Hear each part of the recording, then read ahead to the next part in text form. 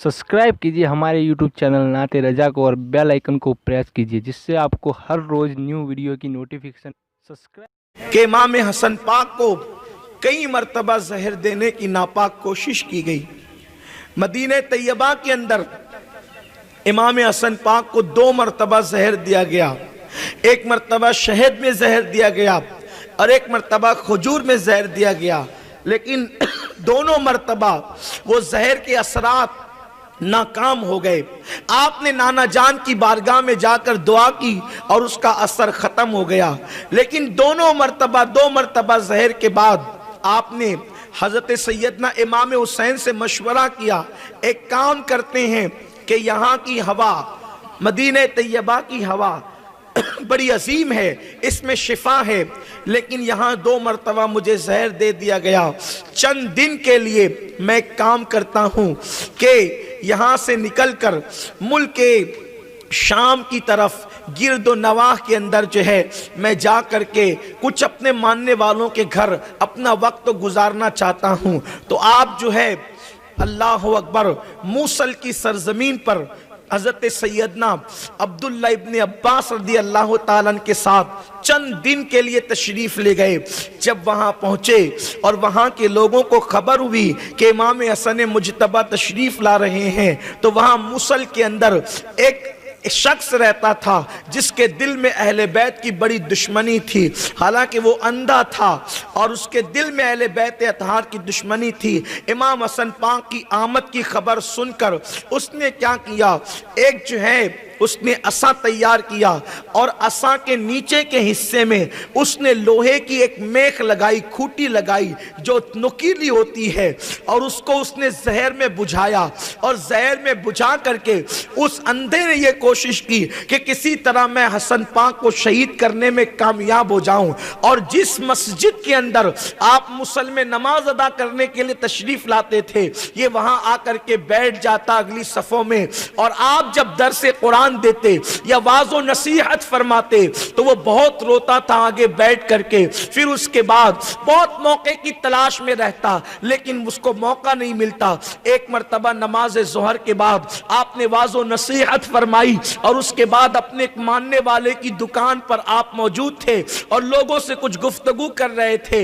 ये आया और आने के बाद अल्लाह अकबर, इमाम पाक की गुफ्तगू का अंदाजा सुन करके, इसलिए कि जो अंधे होते हैं, जो नाबीना होते हैं, उन लोगों को कुछ ज़ियानत ज्यादा होती है, क्योंकि अल्लाह की ये सुन्नत है, अल्लाह कोई चीज लेता है तो किसी चीज में इजाफा कर देता है। तो जो नाबीना लोग होते हैं वो आवाज जिधर से आती है समझ जाते हैं कि बोलने वाला कहां खड़ा है और वो खड़ा या बैठा हुआ है, इसका अंदाजा भी उनको हो जाता है। तो उस अंधे ने आवाज का अंदाजा लगाकर इमाम हसन पाक के पैर को अपने पैर से टोया और टोने के बाद वो असा उसने उठाकर ऐसे जोर से रखा तजाउल आरिफाना से, यानी कि जानबूझकर लेकिन अनजान बन गया, और उसने पैर पर ऐसा रखा और रख करके जोर से दबा दिया।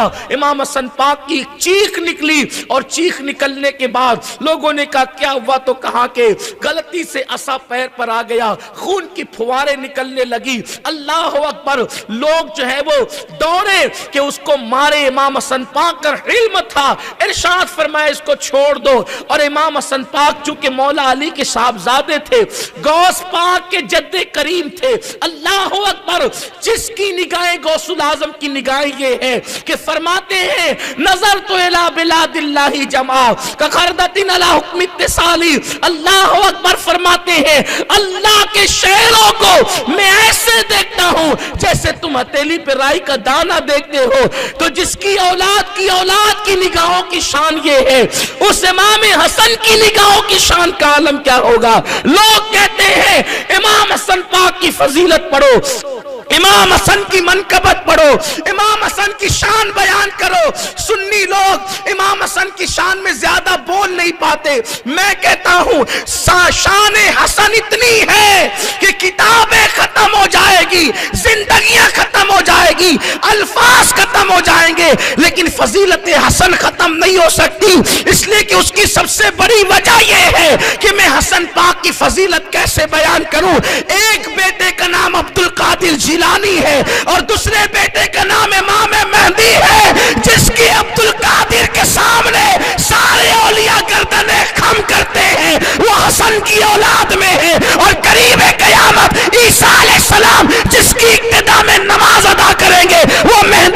हसन मुश्तबा की औलाद में। नारे तकबीर, नारे रिसालत, नारे रिसालत। अब अंदाजा करें, जब बेटों की ये शान है तो मौला हसन मुश्तबा की शान का आलम क्या होगा।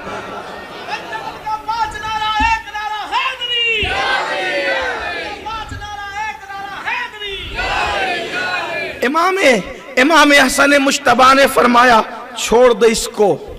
फरमाया ये जैसे दुनिया में अंधा ये आखिरत में भी अंधा रहेगा। आप जानते थे उसकी नीयत क्या है, लेकिन अल्लाह के फैसले के आगे सरे तस्लीम खम था। अल्लाह रब्बुल इज्जत के फैसले के आगे सरे तस्लीम खम था। आपने फरमाया छोड़ दे इसको। ये दुनिया में भी लोगों की नजरें नहीं गई वहां तक। लोगों ने समझा कि शायद हसन पाक ने गुस्से से कहा, लेकिन बहरहाल लोग तो उससे ज्यादा गुस्से में थे। लेकिन इमाम हसन पाक ने उसकी नीयत को जाना। फरमाया ये जैसे दुनिया में अंधा है ये आखिरत में भी अंधा रहेगा। और इरशाद फरमाया छोड़ दो इसको। वो चला गया और फिर वो गायब हो गया, बहुत दिन तक नजर नहीं आया। फिर हकीम को, तबीब को बुलाया गया। जैसे ही वो तबीब ने देखा जख्म तो रोने लगा, वो चिल्लाने लगा। फरमाया कि वो गलती से असा नहीं पड़ा, बल्कि उस असा के अंदर तो जहर बुझा हुआ था, ये खून के अंदर मिल गया है। लेकिन उसने ऐसी कोशिशें की कि चंद दिनों के बाद इमाम हसन की तबीयत ठीक हो गई। इमाम हसन पाक ने हज़रत अब्दुल्लाह इब्न अब्बास से फरमाया, इब्न अब्बास हम तो यहाँ अमन व अमान के लिए आए थे, लेकिन यहाँ भी लोगों ने हमें चैन से रहने नहीं दिया। आप इससे गौर करें। बहुत इबरत की बात यह है कि जिनके नबी की औलाद होने में कोई शक नहीं, लोगों ने उन लोगों को इतना सताया।